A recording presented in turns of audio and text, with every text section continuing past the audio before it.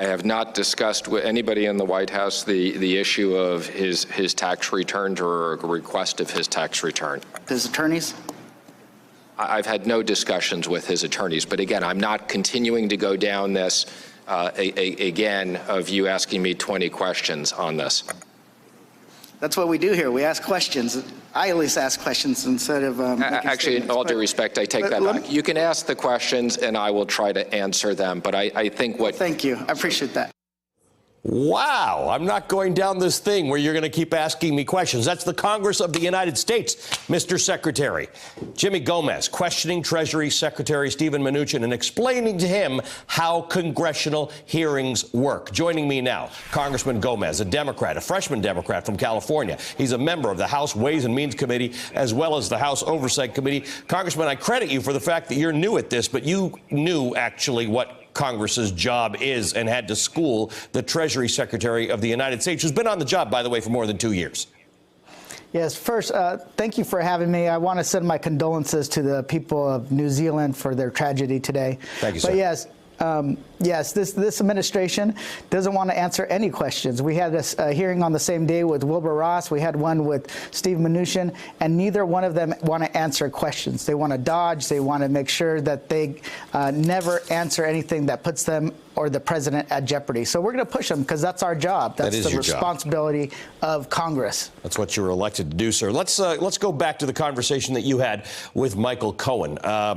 It was kind of remarkable. Michael Cohen was, at the time, his lawyer, his personal lawyer, his self-described fixer, a guy who, by all accounts, seemed to know a whole lot about the President of the United States, saying that the President didn't want tax experts fishing through his tax returns. This is an important issue because the President has said prior to becoming president and since becoming president that he is under audit.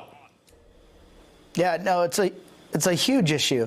You know, what we discovered is that he basically was misleading the people since he started running for the presidency.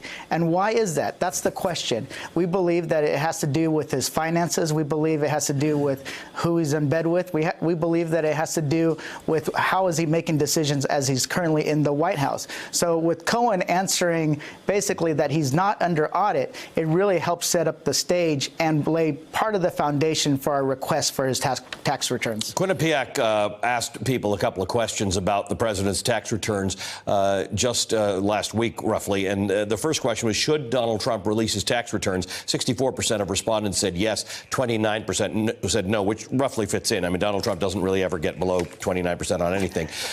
They also asked, if Trump refuses to release his tax returns, do you think Congress should investigate? Again, 57% said yes, 38% said no. Talk to me, Congressman, about what happens next. When you said that what Michael Cohen to you sets up what you might do next, how does that play out? So first, I think that we still want to continue to lay the foundation on our argument.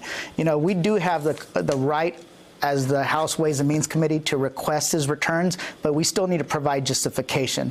I would love to see Alan Weisselberg, his finance guy, come before the House Oversight Committee and answer questions about what he knows about President Trump's finances, some of his dealings, you know, the payments to Michael Cohen regarding Stormy Daniels.